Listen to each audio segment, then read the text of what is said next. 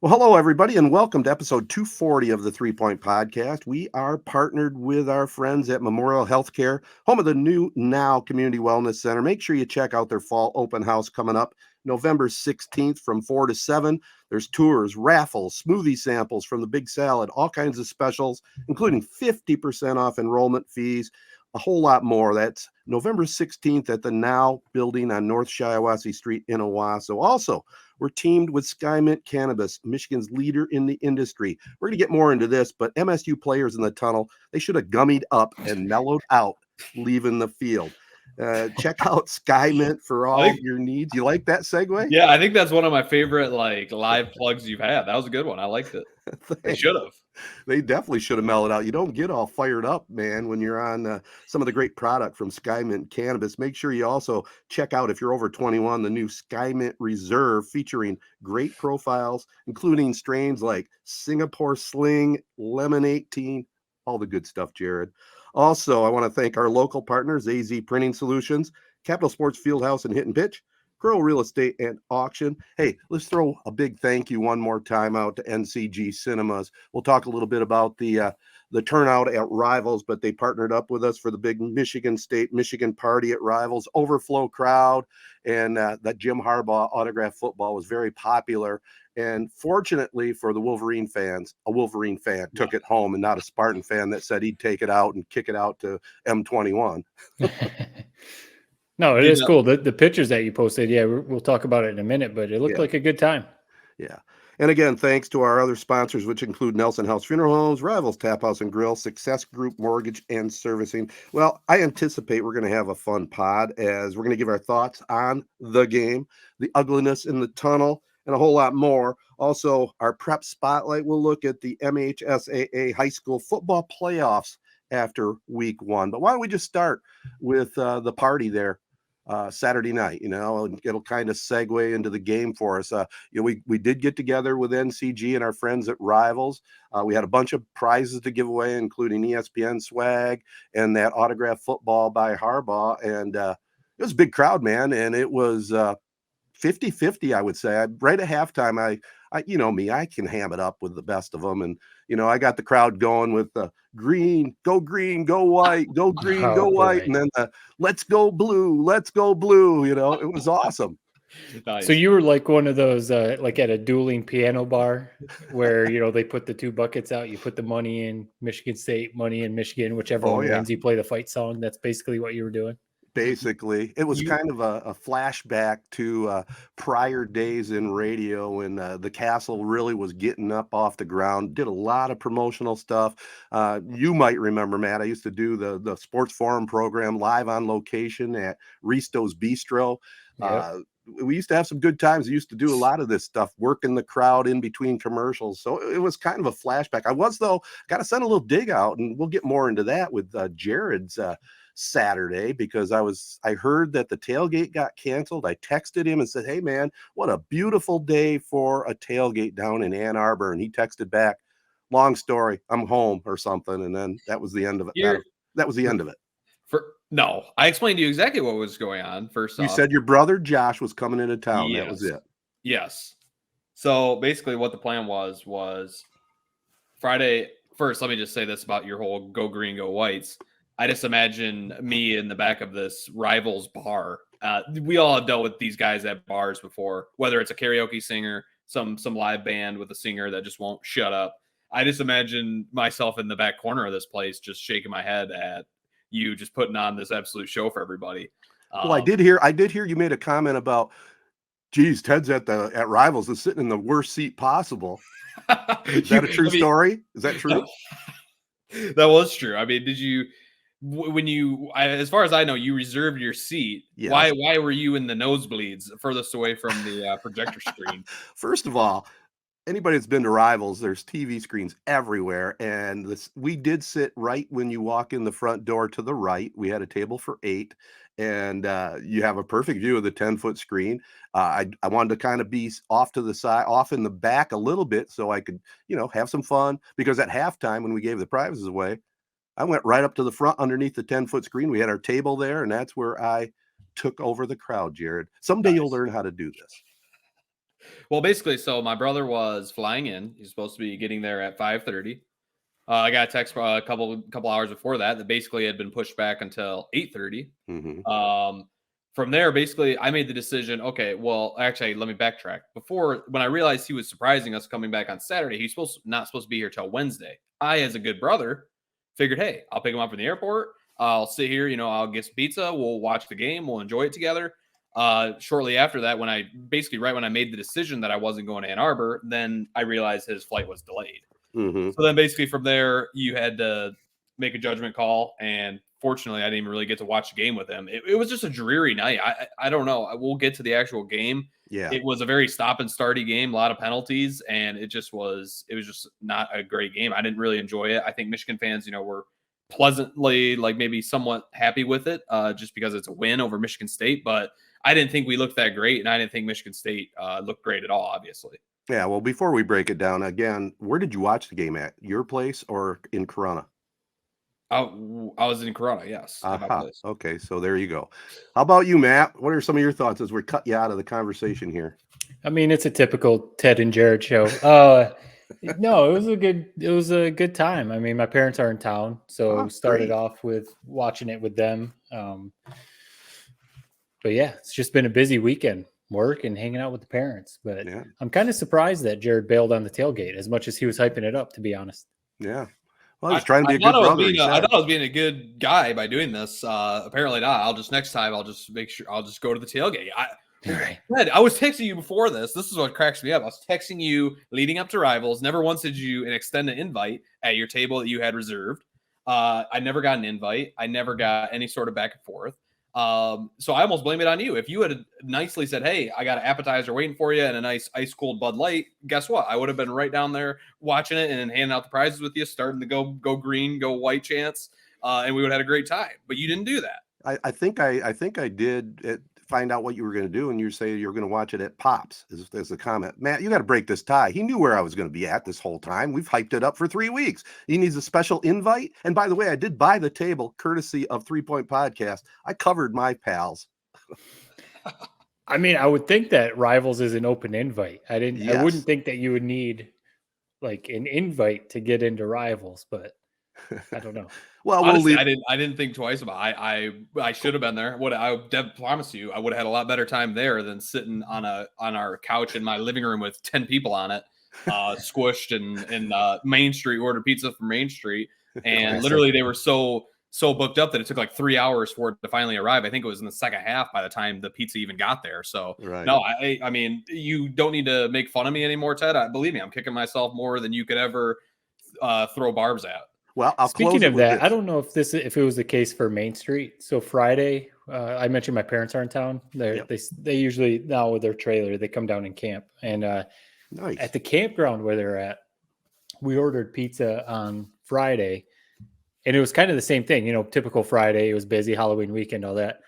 Delivery was going to take an hour and a half, and we knew this pizza place was kind of basically around the corner from the campground. And I was like, well, how long would it take if we went and picked it up? And my mom was on the phone with them, and they were like, oh, 20, 25 minutes. So I was like, well, I will just go pick it up then. Heck yeah. So could you have just gone to Main Street? And I mean, well, no, your parents don't live far away from Main Street. No, that's funny you mentioned that. Here's how backed up it was. We could not get through to their phone lines. We could not get through. So we basically had to literally drive in person, place the order in person, and then make it a delivery because they were that filled with orders. Same way with Rivals. Yeah. Shame. You would have had a great time, man. You would have had an awesome time, but you missed it. Well, we'll end it right there. I don't think we got anything else to catch up on. We got to get into the Michigan State game, and we'll do that right after this. All right, fellas. I don't know. I definitely want to hear your thoughts on the game. I got a feeling we're going to be all over the place a little bit here, but Michigan wins 29-7. Who wants to start it off? I guess I'll just chime in with, throughout the game, throughout the season, I guess I think we've all voiced a little bit, maybe me more than you two, the frustration with Michigan's offense, I guess, just being so vanilla. Mm-hmm. But I do agree, Jared, I think you've been saying it at least the last few weeks, how, at least leading into this game, especially, Michigan State has no identity. Is it just Peyton Thorne? Are they trying to be Ohio State, throwing it all over? They don't have Kenneth Walker anymore, so they're not relying on the run. Michigan has an identity. It's clear, and it's Blake Corum and the run game and that dominant offensive line. And the other side of it too is, as frustrating as it is, they make the move to JJ McCarthy. You want to see him start throwing it all over. We're supposed to have all these great wide receivers and everything. It is Jim Harbaugh has been this coach ever since he was at Stanford. He is a classic Bo Schembechler. You want to establish the run. You want to control the clock. You want to just grind away these wins. And he's not going to change his ways. Yeah, there's times that they, have to throw it 35, 40 times or something. But it's almost like you have to come to a realization that Jim Harbaugh is Michigan's head coach. This is who he has always been. Even if JJ McCarthy is the quarterback, they're going to let him throw when he needs to. When you got a running back like Corum, when you've got an offensive line like they do, this is really the game they want to play. And as frustrated as I was watching, being like, come on, open it up, get this score going. I think that honestly, thinking back now, I think the coaching staff just knew they were going to win this game. Basically, don't shoot ourselves in the foot. Don't turn the ball over. Don't try any crazy trick plays and throw interceptions and fumble, do all that kind of stuff. Let's just rely on Corum, give the ball to Edwards when we need to, let JJ run a little here and there. Our defense is going to do what they need to. And they knew they were going to win, basically. It is almost how looking back or, thinking back on it, I think the coaching staff knew the whole time they had this game in hand. They just had to take care of business. It would have been cool to see him put up 44, 50 points or something like that, but they didn't. They still won. They still won by 22 points. It was fine. Am I alone in thinking, and I said this in instant reaction, and I've been saying this for a couple weeks now, we have McCarthy, we all would say he's probably a better passer than McNamara, especially, better arm, better deep ball thrower, it would seem. Have we seen him hit one deep ball this entire year? I feel like we haven't. And I know we have the offensive coordinators. One thing that I've noticed every single game this year that Michigan has had, the color guy has been ragging on these coordinators, whether it's Joel Klatt, whether it's Blackledge, whoever it is. They think that this offensive system is just flawed. And I don't know how you don't think that from watching that game against Michigan State. I almost feel like I need to go into the locker room and on the whiteboard, how there's those charts when you were a kid, or even they're still nowadays where it's pick yes or no. Okay, you pick no. And then if it's for example, if it says if it's first down, hand it off to Corum. And then they'll have different, alternate endings where basically everything just on this big chart just leads all the way back to handing the ball off to Corum. That's what I feel like they need on the back of their play sheet. It feels like way too many times. It's first down and 10, we go pass. I understand that you're trying to switch it up every now and again, but Corum was running the ball at will and he was in the zone. I mean, after every run, he was flexing on him hard that entire second half. And it's just frustrating watching how they just seem so vanilla. And I understand that, they don't want to make mistakes, and McCarthy, has a great completion percentage and all that, but it just seems like to beat an Ohio State or to, obviously we want to win a college football playoff game. That's kind of our big goal now under the Harbaugh era. It really seems like we're just going to need more from our offensive play callers than what we've seen this entire year, not just on Saturday. Yeah. I mean, you both have good points. I think your point about McCarthy, I could see why they made the switch at quarterback, but he has not mastered the deep throw touch yet. He's got the arm. There's no question about it. And he's definitely a better runner than McNamara. But I think you might have tweeted it or something that McNamara seemed to throw the long ball better. And I agree with that because he put a little air under the ball on those deep routes last year. I think JJ will get it. And to your point about the coordinators, I agree with Matt. I think Michigan knew they were going to win this game. They still ended up winning by 22. They ended up with 5 field goals, so they didn't get points as much as they could have gotten. So I think all in all, and let me ask your opinion on this too, Jared, because last week we talked about it. Are you just this a ho-hum win? It's a good win for you because 22 points, you beat the Spartans. You knew damn well they were going to come out on fire, ready to play, and it went just like I said in my instant reaction. Michigan was going to wear them down. Sparty was going to play with them early on, but the better team was going to prevail. And they did. I don't care if they win by 40 points. They got to win one game at a time. And all I care about right now, they're 8-0. Do they have to make adjustments if they get to the Big Ten championship game and perhaps the playoffs? Yeah, they do, but it's a work in progress. And hey, we're just coming up on November right now. Yeah. Yeah. I think the biggest thing is we got a taste of it last year. We beat Ohio State and then went to the playoff and just got absolutely trounced by, basically like a generational team in Georgia. So it is kind of like, okay, we're basically doing the same thing we did last year. We're just pounding the run. Yeah, that's great because like you've said, Jared, like this formula, you can win every Big Ten game. I think Ohio State, I've said a few times, it's basically a flip of the coin. Will this offense work against Ohio State? I guess we'll see. But against Minnesota, Illinois, Michigan State, Penn State, this is the formula that you need to win these games. So it works. But, the bigger picture, like you said, is you want to win a college football playoff game and then maybe the national championship. And I don't know if this kind of offense is going to work against a Tennessee or, Georgia again or something like that. So that's where, obviously they're practicing the passing game when they're at practice. But at some point, you got to do this kind of stuff in a game and get comfortable. And I'm starting to wonder, this whole season, it's all been about JJ. And, people are starting to wonder, like, yeah, can he not throw the deep ball or whatever? Maybe this receiving room isn't as great as we thought it was. Like I've seen people, whether I think Clapp maybe or a couple other people have broke down some plays and been like, these receivers just aren't getting open. And then, McCarthy is still, fairly young in his quarterbacking days. Maybe he's still making like 1 or 2 reads and then taking off, something like that. But maybe these receivers just aren't getting open for him. I kind of wish Andrell Anthony would play more. He seems like the best, or at least like the most talented receiver. He doesn't touch the field. So maybe that's coming down to it. But yeah, at some point, the other thing is too, he seems like he can hold up, but if you're going to give the ball 30, 35 times a game to Corum, I don't know if he's going to be around come the Ohio State game. You know what I mean? Like you got to do some different stuff. So I don't know what the formula is. It's working right now though.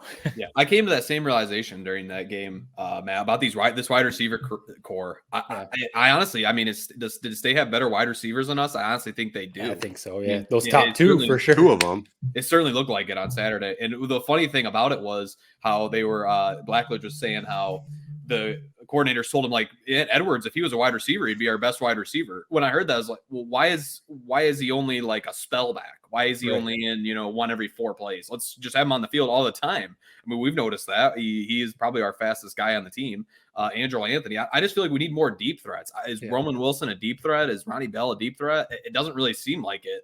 And so I don't know if it's putting Herring in more or if it's Andrell Anthony or if it's Edwards. Like Edwards speed out there. Use Edwards and Corum, put Edwards in the slot and put him in motion. They could definitely do that. They did last year, didn't they? They did it a few times. I mean, and it's worked even this year that they ran him out on little wheel routes and stuff like that. He clearly can catch the ball. Right. So, we're trying to, I feel like we're splitting hairs here, trying to criticize this. You said it, I know. Ted, they're 8-0.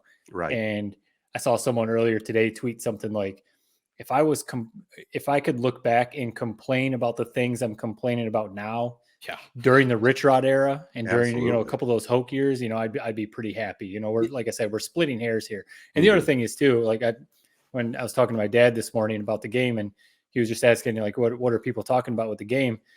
And I was like, people are being critical, but really overall Michigan dominated that game. I mean, in the second half, I think Michigan State had like 60 total yards. And 50 of them were on that one deep ball to Coleman, in the fourth quarter.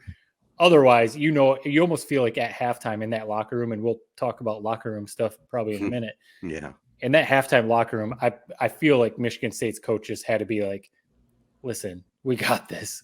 Like, let's just do what we got to do.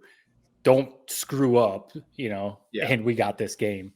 Because that third quarter, Michigan State only ran 6 plays. Right. The defense has been great all year, and I would give State props, man. I mean, that 4th and 1, Mel Tucker. I don't know if it was his call. I don't know if it's offensive coordinator call. Maybe the worst.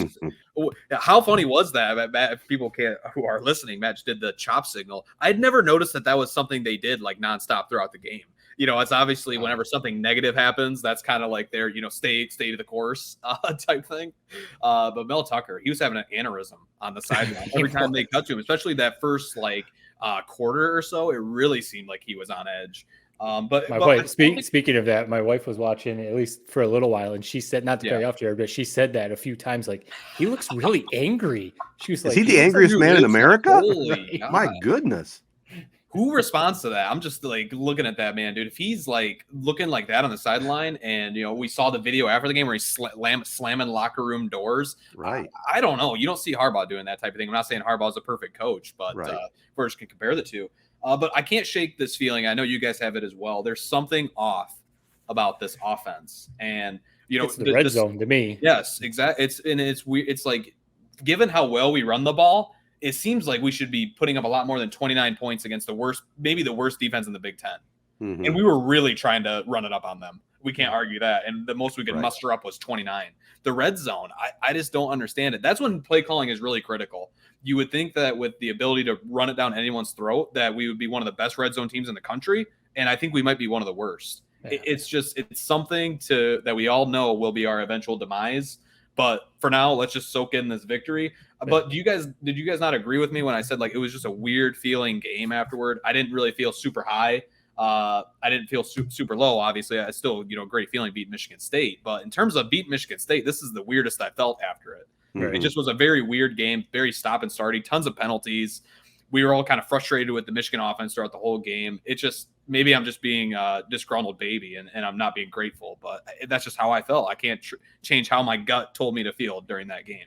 Well, it wasn't like when Shea Patterson and that crew ran up 50 points and basically sent D'Antonio packing. It wasn't that kind of feeling. It kind of just felt like this is how it was supposed to happen. Yep, Blake Corum ran for 200 yards. Yeah, we beat him.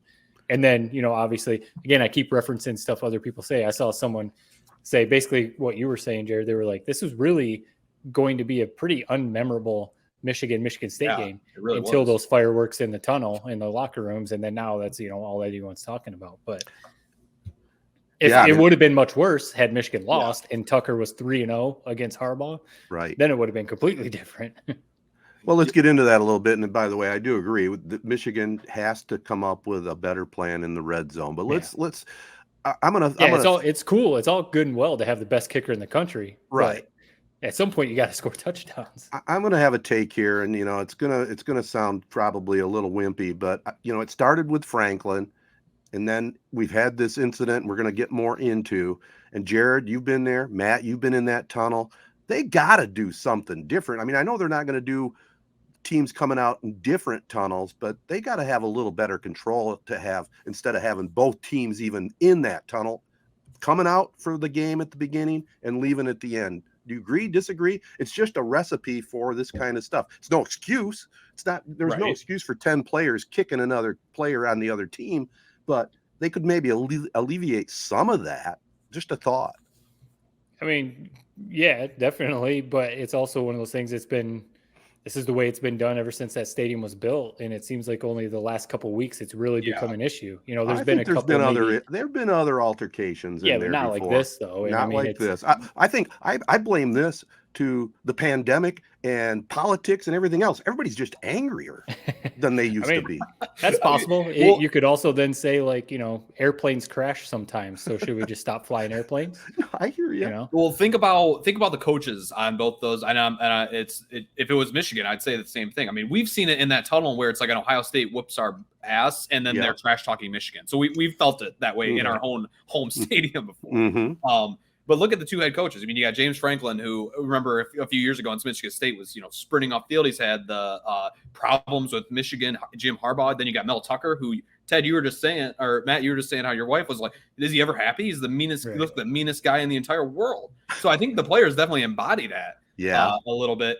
As for the actual altercation, I'll be honest, at first, I didn't really have too strong of an opinion on it.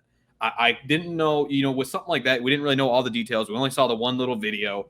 Surely, number one, not Andrew Anthony, which a lot of State fans really wish it was. Mm-hmm. Number one, clearly went into the tunnel and was definitely like chanting something or talking a lot of trash. That I don't think it was totally, just all of a sudden they just decided to jump this guy because they lost. He was definitely antagonizing him a bit.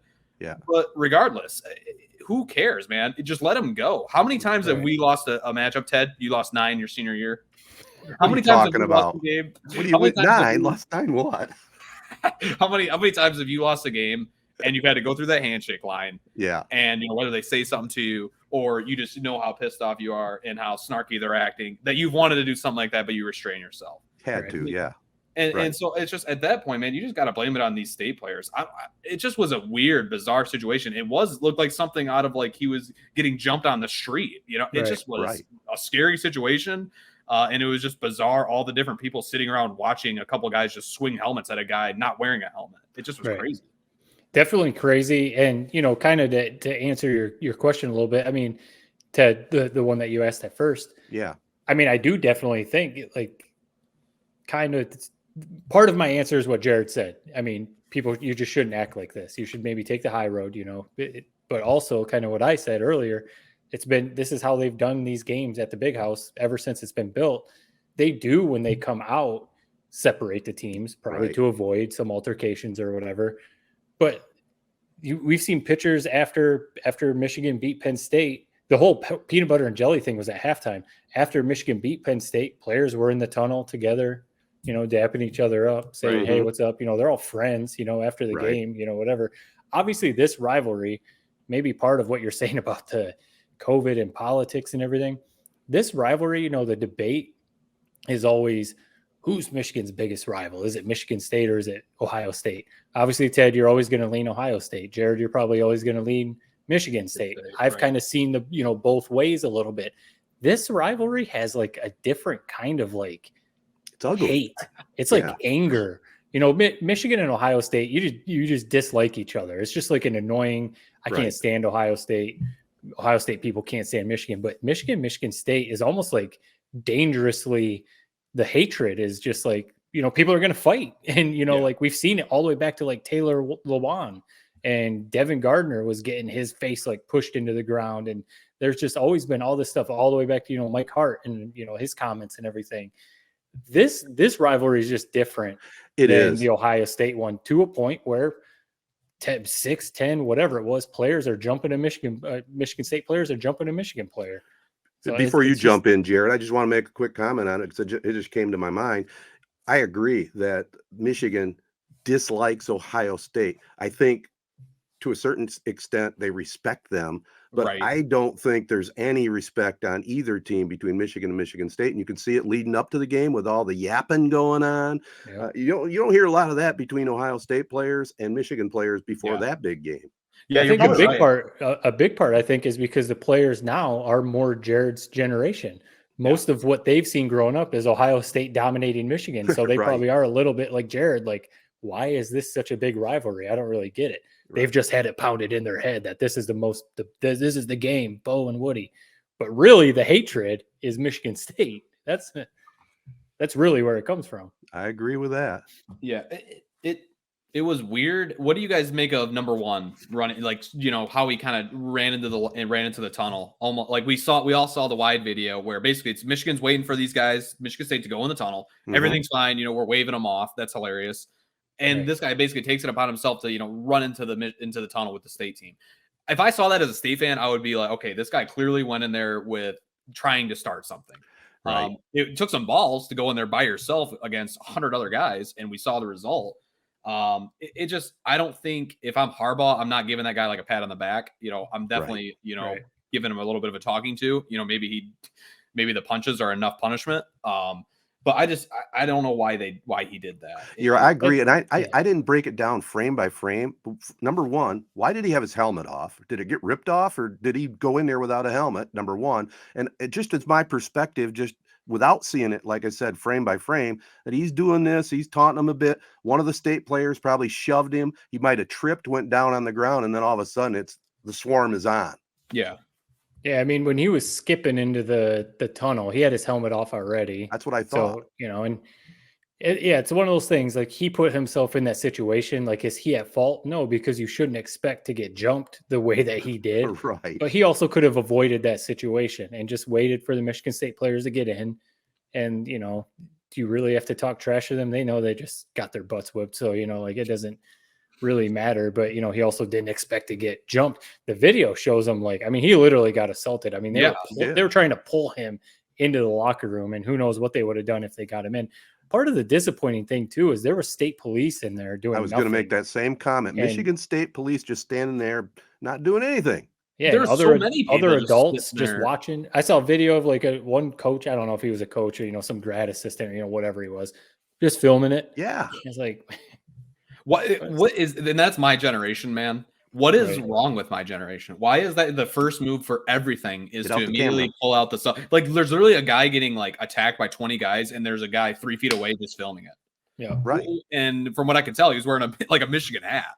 I'm just going to film this. And I mean, maybe I wouldn't step in, 20 players against one. I mean, it's kind of a losing battle. But one thing I did find, and this is what really made me kind of think like, okay, this is a Michigan State problem, was the Michigan State's president basically came out and admitted how poorly they acted and how, Coach Tucker is going to levy all these, whatever consequences from it. I thought that was eye-opening. It's pretty rare that you see, when we don't know any of the details, it's interesting to see them come out and say that. There must be more to this story that makes it even worse for Michigan State, I would think. And also, it's like, even if you would say one was an idiot, he was dumb, he started this whole thing. All right, so Michigan had one dumb player do something. State had about 20. So if you look at it that way, I just sore losers, man. I mean, well, it was a bad look for MSU. There's no question about that. It was just it was a bad deal. They're fortunate the kid didn't get hurt worse than he was. Right. I think there was 2 players for Michigan involved, wasn't there? Yeah, I believe a broken nose. Yeah, was the result. Yeah. So we'll see. I mean, they're saying that like they're doing a full-on investigation of this to see like, if jail time is going to have to be handed out. So I'll be very curious. And then I think, Jared, you said it early on.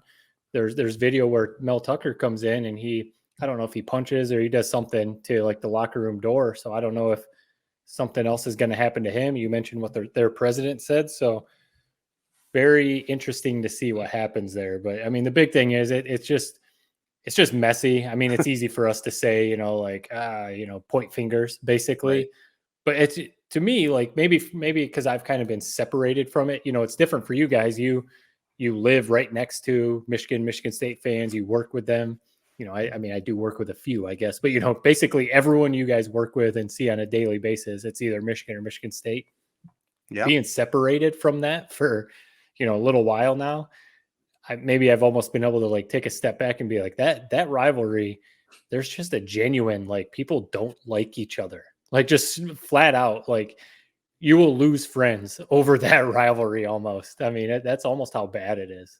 Yeah, I mean, check the comments, man. It's hilarious to see. That's when true, like, like the divide happens. Michigan versus Michigan State. Like, people will put on the blinders for whatever. When that video was posted, if you looked at the comments, based on whether you were a State fan or a Michigan fan, it totally changed how you viewed what happened in that tunnel, man. Yep. It was like, people are taking shots at Andrew Anthony, even though he's not even, the guy. He wasn't even in it. Right. Michigan people are commenting how, they showed more fight in that video than they did the entire game. I mean, it's a great rivalry. That's definitely a little overboard. We don't want to see that. I mean, it sucks for both teams. I got one final question before maybe we move on to Corona and our prep spotlight. Yeah. Do you guys like Mel Tucker?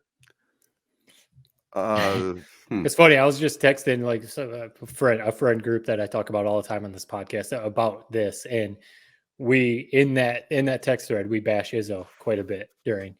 Ted, you would not like a lot of those texts, but we're not fans of Tom Izzo just because of the way he acts and on the sidelines and all that kind of stuff. But I think genuinely, I said this in this thread earlier today.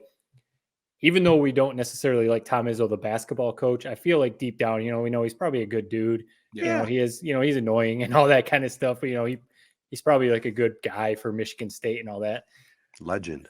There's something about Tucker that just seems like off. Like he really just got there, got lucky with Kenneth Walker, and now he's making $100 million. Yeah. And it doesn't seem like he has control of that program. I don't know. We don't know what's going to happen, the rest of his tenure there, but it just doesn't seem the same. I know we're comparing him to, like you said, to a legend at Michigan State, one of the best college basketball coaches ever, but Izzo would never let his program, something like that happen with the basketball program. I guess is kind of my point. Like as crazy and animated as Izzo gets, yelling at the refs, yelling at his own players, I don't think you would ever see something unfold like that with Michigan State basketball. And Well, the whole chop thing, the chop thing too. I'm just like, Yeah. what is this? I don't. Well, how would you answer Jared's question? Do you like him? I mean, I don't know him personally, so I can't speak on if I like him. Right. I don't like him as a coach. I will say that. Yeah. I don't think he's always cracked up to be. He got lucky with Kenneth Walker. I would answer it this way from afar, obviously watching it on television, watching how he operates. I don't like his antics. I mean, I just don't like the whole chop thing, his face is going to explode in anger, the whole game almost, I know I get being intense. I understand that. I think a lot of that is now self-induced because of the contract. There's a lot of pressure involved. Yes. When you get $10 million a year, there's high expectations. That's like Alabama type Nick Saban expectations. And that's a lot to ask for from Michigan State. It really is, so. And then you add in the stuff Jared's brought up, all the Instagram offseason, Lambo and Pitbull posts and all this stuff. It's like, all right, what are we doing? Every year it's gotten crazier and weirder. And, I feel like we all just kind of noticed the whole chopping signal on the sideline. I've never noticed that in previous years.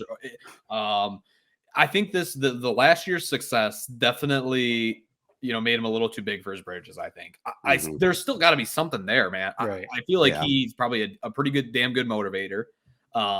Obviously had played a pretty good game. Michigan State versus Michigan. I mean, a couple plays bounced the other way. I think it's a lot closer of a game, maybe a 1-score ball game. And we all felt like Michigan was basically better at almost every position on that field other than wideout. And so it's just, I like him. I like him in this rivalry. I don't like his antics. I don't like his demeanor on the sidelines. I don't like his Instagram. I don't like his social media, but I like him in this rivalry. There's something about when he's on that sideline, man, and they're cutting to him. I feel like they're cutting to him a lot more than they were to Harbaugh. They did. He's just got some electricity toward him. And I don't want him to be, canned after this year. He won't be, but I wanted to see this, a few more years of this before maybe we get the next coach in there. That's a good take there, and I will say this, and you both know I like Izzo. I really like Mark D'Antonio too. I thought he was a great coach.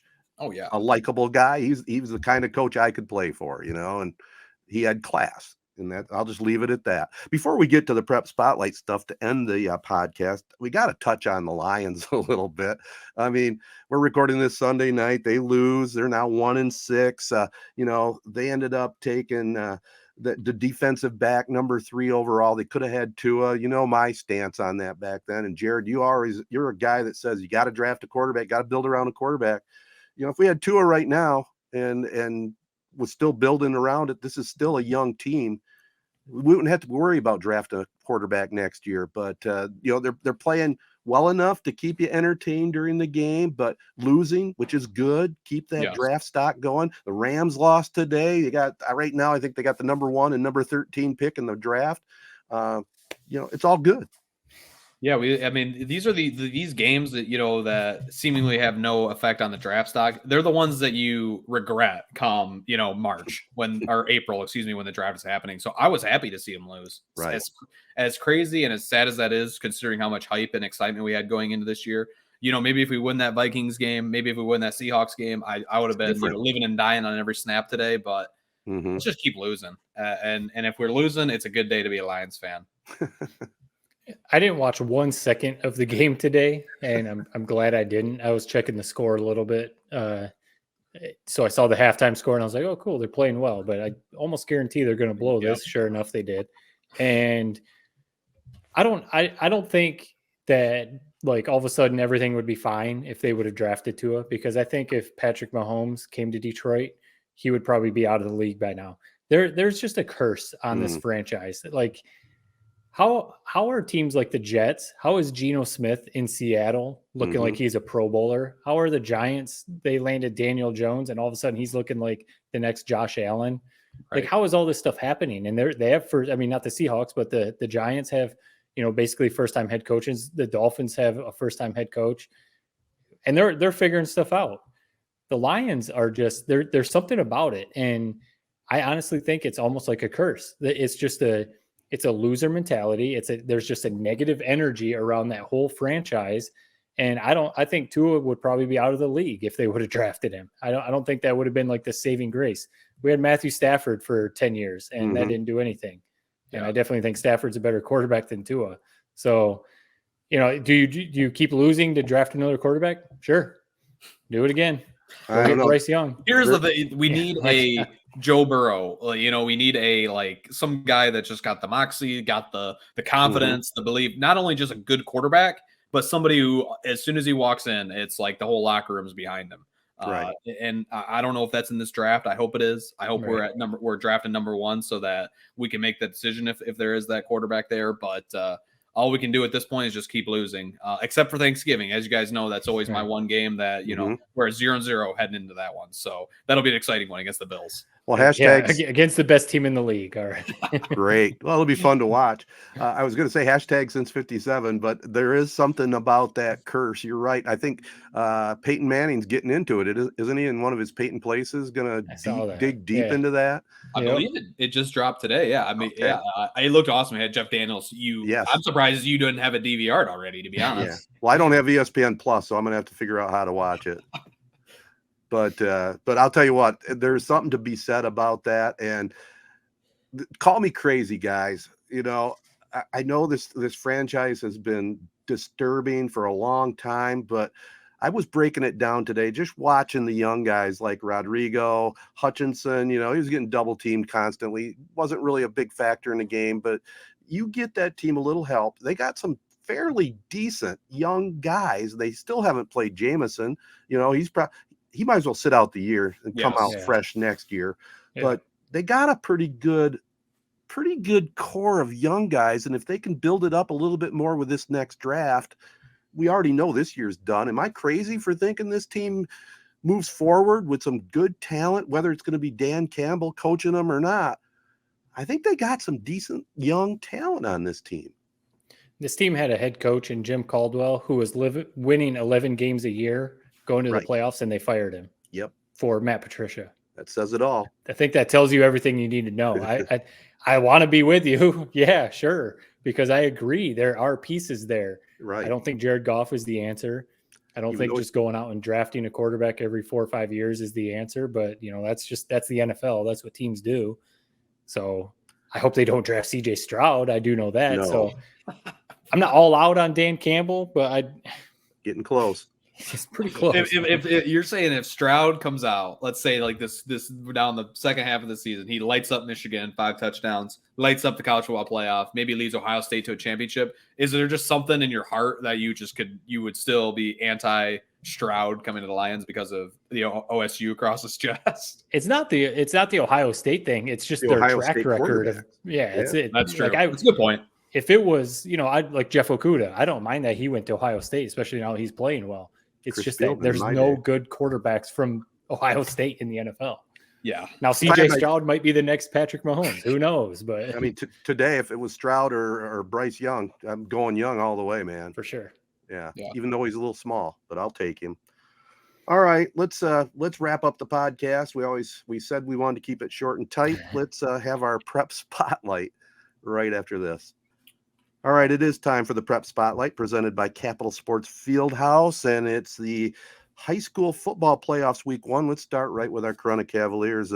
We've used the cliche before, instant classic, but this was another instant classic. And Matt, you had to appreciate, obviously, playing wide receiver and Jared as a quarterback, that Wyatt Bauer to Tarek Bauer connection on the near sideline. I mean, I appreciate the fact you put my call to it on video. Yeah. That sounded great, but that was a great play, man. As good a play I've ever seen at the high school level. It was outstanding. No, I was tuning in and out. Again, my parents were in town, so like I wasn't listening to it. Mm-hmm. I didn't listen to every second of your call, so that's sorry about that. But I was checking in and out. I missed that play, but some friends that were at the game afterwards texted and they said like they were talking about that catch, and they were like, Ted was saying best catch he's ever seen in high school football history, and just like hyping it up like crazy.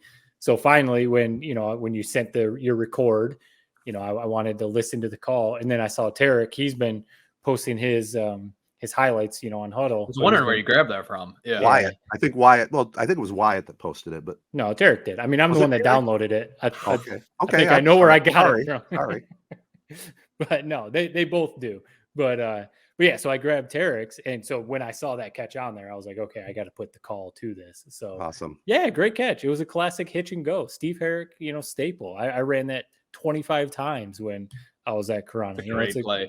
It's a great play, especially if you've ran a hitch 3 or 4 times, you get them to bite. It was an incredible play, but it's what I listened to of the game. Let's go Corona.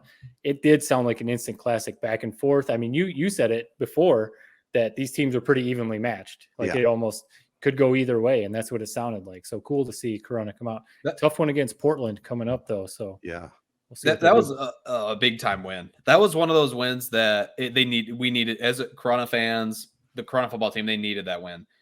That game didn't mean that much to Williamson. It meant everything to Corona. Right. Williamson's coming off a state championship of basketball. They're I think what'd you say, Ted? They had 16 playoff appearances compared to Corona's 10 in their history. Probably a lot more playoff wins. And they were 6-1 against Corona too, all time. Yes, there's a lot of ghosts of CAAC white from when Corona used to play Williamson, Portland, LCC, all those schools. I think we used to lose to Williamson by 30 every year.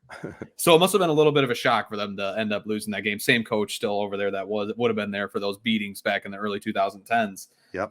My big takeaway from this, and we've been kind of talking about the Bowers. Obviously, they're the big story. I'll go. It hurts me a little bit to say it, but I think he's the best quarterback Corona's ever seen. No question about it. He's only a junior. From what I've seen, I heard he already broke the single season throwing touchdown record. He's 19 now. I mean, going into his senior year, I just think of we all experienced it. That jump from your junior year to your senior year, the game slows down so much. I mean, I don't see any reason why he shouldn't ellipse 30 touchdowns next year combined, especially maybe even throwing by itself. I just am really impressed with him. I remember, back in the day when we would have 6 a.m. workouts, he was like a 5th grader coming to a workout at 6 a.m. And that really impressed me. And it's just no surprise to see how successful they are. Like I said, another big CAAC white, ghost of girlfriend's past matchup with Portland. A lot of demons to exercise on that field. Yeah, especially, I mean, you mentioned, the experience. Yeah, that jump from junior year to senior year usually is a pretty good one. He's got a ton of experience already under his belt. He's got his leading receiver coming back too. So I mean they're focused on this year, but man, they could be lethal next year. Yeah, and I tend to agree with what you're saying, Jared. I won't come right out and say the greatest of all time at Corona, but I will say this: he throws a real nice ball, and he's got the athletic ability to run out of the pocket and streak down the field for a touchdown. So he's got all the tools for sure.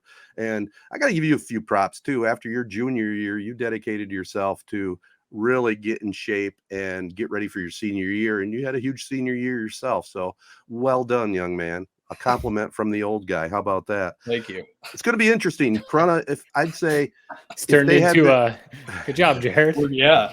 I mean, I guess it's interesting that you won't come out and say that, Ted. I mean, it's Clough or it's him. I mean, and I just personally don't think there's any debate. I mean, he's really good. Like you mentioned, the speed. He's got a great arm. I just can't wait to see what they do with the whole offseason. My challenge to them, they don't listen to us probably. Think we're old geezers or whatever. But my challenge to them would be in this offseason, how can you make your entire team better? Not just you two. Leadership. Who can you go recruit in those halls that's not playing football right now? How can you really round this team into shape for next year? But let's worry about now. But I'm just saying in this offseason, man, it should be a great offseason. Well, I will tell you. A big thing would be just going off of our previous prep spotlights. Let's draw from our previous shows. Yeah. Duran's coach, even though, we'll talk about it maybe in a minute. Duran did lose their first round game against Lansing Catholic. So a little bit of an upset there. Mm-hmm. But Coach John Webb, when he was on, he talked about that offseason commitment when they brought Amari Coleman in to do speed training. Right. It was a 12-month around the clock, weightlifting program, getting everyone in there. So kind of like what you're talking about, Jared, not just the Bowers, not just, a couple of the other skill players. You got to, as much as you can, get everyone in that locker room or in that gym and, working out, running routes, just doing anything, just staying around each other, staying friends, talking about football, all that kind of stuff. Because whatever they're going to do, who knows how far they're going to go. If you want to take that next step, you got to do a little more. You can't just expect just because you're a year older, you're going to be that much better.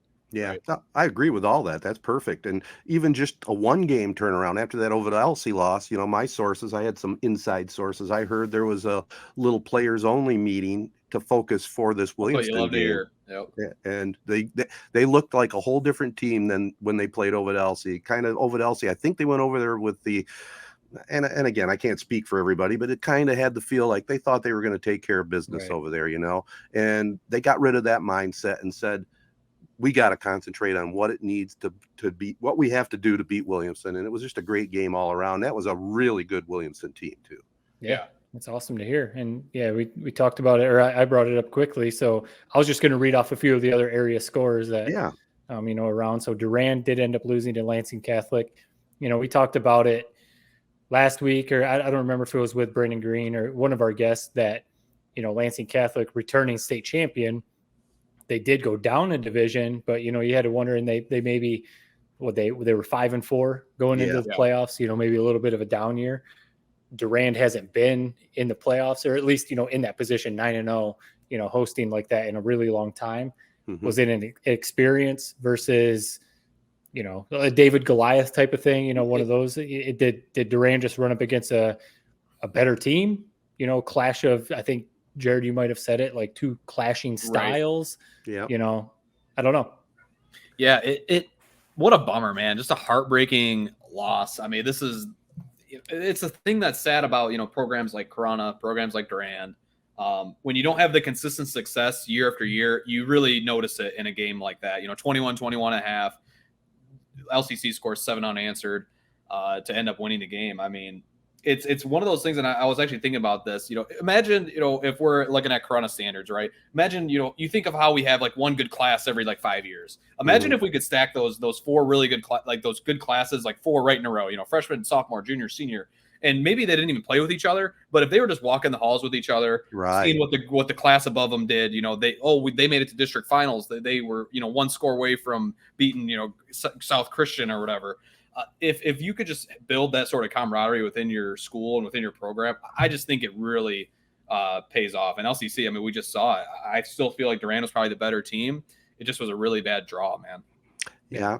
It takes a couple bad breaks too. I think LCC scored right 3 seconds before halftime, had that momentum going to the locker room. I don't know who had the ball to start the second half, but little things like that. I think Durand got stopped a couple times on 4th down, and we said off record, I don't know the full stats on the game, but when you get to the playoffs, you can't have the Michigan mentality and just constantly run the ball. You got to be able to throw the ball a little bit to go deep into the playoffs. And again, I don't know if that had anything to do with it, because we know though that Durand, real run heavy team, and Lansing was good. I mean, LCC has just always had one of the more advanced. I mean, Jim Ahern, legendary Michigan coach. I mean, now he has a successor, and there's already won a state championship for himself. I'm blanking on the name, but they've always just had a very, almost like a college level offense, spread style. That just, a team like Durand, they didn't see that all year.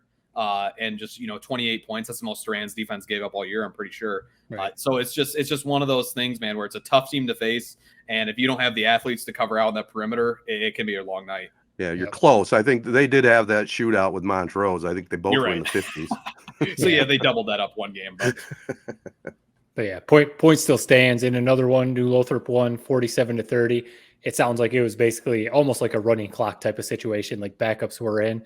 And that just made me think, I mean, kind of like talking about the experience versus a team that maybe hasn't been there in a really long time. Even though New Lothrop dropped a couple 1-2 Durand, New Lothrop and, Coach Galvis, they've been there. I mean, you don't know how far they're going to go, but it almost always seems like they're probably always going to win their first round game, like unless they're really down. Right. But, like those first round matchups, they could probably always figure out a way to pull those ones out, it seems like. Well, talk about a stat too. I mean, they got another classic good quarterback, a junior, Jack Kalanick. He accounted for all 7 touchdowns, 4 touchdown passes and 3 runs. I mean, that's insane. That is insane. And they have a great matchup this round 2 of the playoffs against Pewamo Westphalia. Talk about state championship resumes, huh? It's gonna be a good matchup. Always a great game, man. That's like a Michigan State type rivalry. Always fun. I feel like Pewamo definitely has the advantage. It seems like they more often than not they win that game. But what's fun is whoever wins that game usually goes on to win the state title. So right. And even Pewamo, they're limping into the playoffs at 5-4, right? But they schedule a ton of like tough opponents, don't they? Yeah, they played Lansing Catholic. I mean, they played other upper schools. So, but that game is at New Lothrop, so give the Hornets a little advantage on that. And then also, I mean, you got in your score, I'm sure, Morris, a little bit of a surprise. They were the road team on the road at Peck and just pounded them 62-6 in 8-man football. That's a blowout. 62-6. I mean, we talked about with Snooze and some of the other people about, expanding the playoffs. Mhm. You would get a lot of those kind of games if you Right. expanded the playoffs in that first round. I always think about this when I hear those 8-man scores, man. You think about like your 11-man team, you got 40 guys on the sideline. You got Mhm. different subs. You can substitute in and out. When you're just getting pounded in 8-man, there's like you and like 10 other guys. There's no one else to turn to. Yes. There's no one to turn to. The buck stops with you. And so I always just think about that, man. It'd be horrible. But Morris, man. Ted, have you been able to call many Morris games since they've went 8-man? Yeah. I've done a couple games. In fact, last year we did a playoff game that they were upset. I thought really they were going to win the state championship last year. And I think we did a second round Saturday night game that they got upset at home at the Field of Dreams. In fact, they finally got a press box there this year, but last year we were under a tarp up at the top of the bleachers. But Nice. 8-man football, actually, It's fun, man. it is. It's not a whole hell of a lot different than 11-man. It's wide open. Couple less linemen. That's the big difference, really. Which really is fine. Just take those linemen away. But no, it'd be cool to see if they can make a run. I mean, there's some area teams, Corona being one, obviously New Lothrop, Ovid Elsie, Morris. There's some ones that they could make a little noise. Well, let's not forget Ovid Elsie. Jared, you talked about it last week. You want to go into the playoffs on a high, and they couldn't go much higher than that overtime win over Corona. And then they went on the road and beat Almont 21-14. Tokar, their quarterback, all 3 touchdowns for the Marauders. I mean, they're on a little bit of a roll right now. And they, who do they have coming up? They have Lansing Catholic. Who knows? Who knows what could happen in that game? It would have been a lot of fun to see Ovid Elsie versus Durand. Yeah, I'll just turn the page on that. It'll be fun to see this one, man. Give it another shot. That's another one of those, Ovid Elsie. This is a big game for them. LCC. Maybe I'm casting a little bit of a stereotype over that, but I don't think it means as much to them. Coming off a state championship game, Right. They're happy that they won playoff game number 1. But if you're Ovid Elsie, man, just come in with nothing to lose. Why wouldn't you? Yeah, they got some talent, and I think I've said it before. Their coach, Travis Long, he's put up some nice numbers, kind of under the radar a little underrated, I think, but he's doing a nice job over there at OE. And so I'm fairly certain OE. I think his last name was like Newell. I'm pretty sure they had like a Division I quarterback. Believe it or not, Ovid Elsie had a Division I quarterback transferred out. To Orchard Lake St. Mary, Axel Newell. Absolutely right. So it's just, it would have been fun to see that, take place with him at behind under center, but whatever. They seem to be just fine without him. So great basketball player too, as well. Yeah. All right. Well, we want to wish all our teams the best of luck heading into week 2 of the playoffs.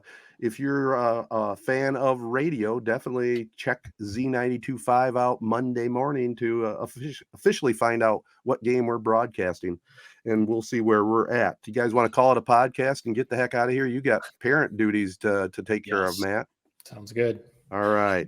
Well, this has been the 3 Point Podcast. Our partners include Memorial Healthcare, home of the new Now Community Wellness Center. Their fall open house coming up on November 16th, 4 to 7.